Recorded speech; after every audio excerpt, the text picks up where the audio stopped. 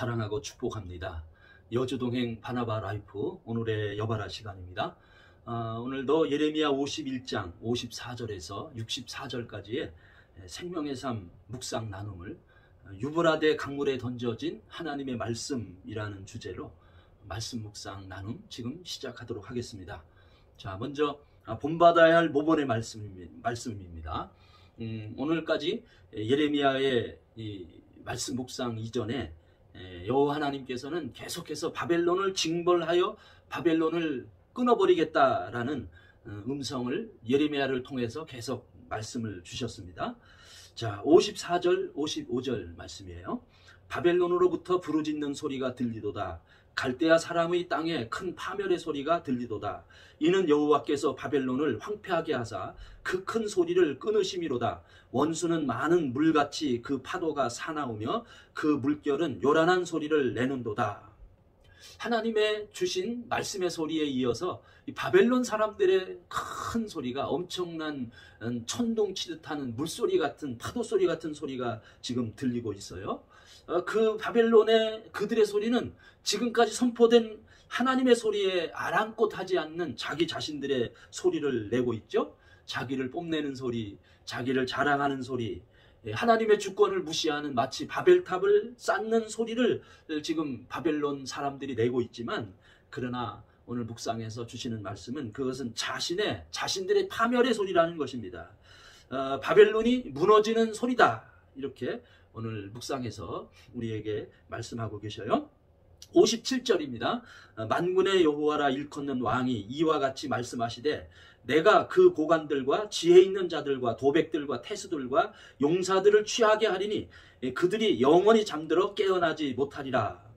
여호와께서는 이같이 바벨론의 모든 사람들, 심지어는 아주 존귀하게 쓰임받는 사람들조차도 결국 그들은 자신의 죄와 탐욕의 우상 숭배에 취해서 영원한 잠, 곧 사망이죠. 영원한 사망의 잠에 빠져서 깨어나지 못하게 된다라고 오늘 묵상에서 말씀하고 계십니다.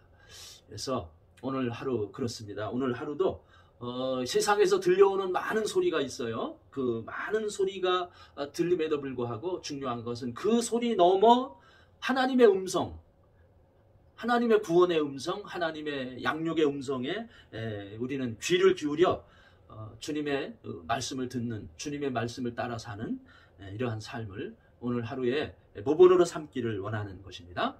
자, 다음에는요, 순종해야 할 지시의 말씀 또 나누기를 원합니다. 59절입니다.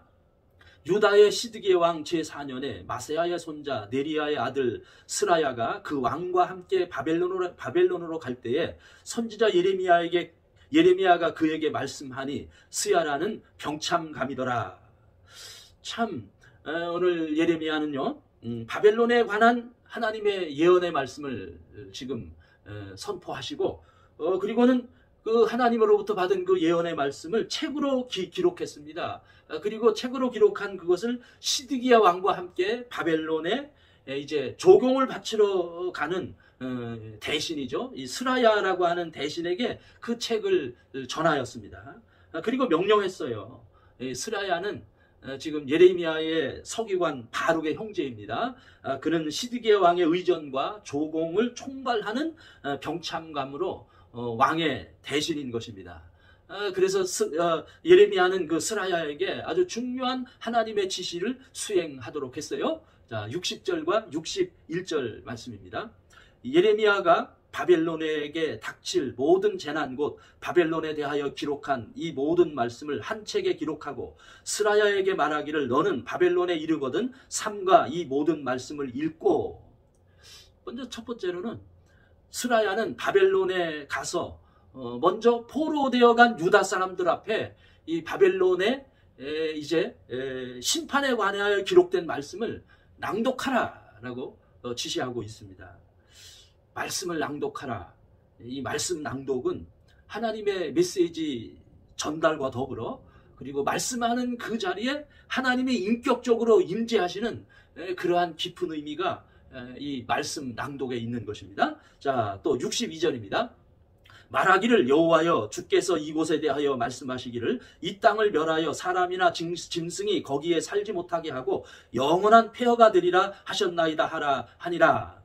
그리고 두 번째로는요, 그렇게 말씀을 봉독한 이후에는 스라야는 하나님께로부터 받은 자신의 말로서 바벨론은 이제 파멸되고 붕괴될 것이다 라는 말씀을 또 스라야 자신의 목소리로 전하라는 것입니다. 자, 또 63절 말씀이에요. 너는 이 책 읽기를 다 한 후에 책에 돌을 메어 유브라데 강 속에 던지며, 참 무척 상징적인 메시지, 상징적인 지시의 말씀을 이제 예레미야는 스라야에게 전하는 것입니다. 그래서 세 번째로는 그 예언이 담긴 기록된 책을 돌에 달아 저 푸르게 도도히 흐르는 유브라데 강 속에 던지라는 것입니다.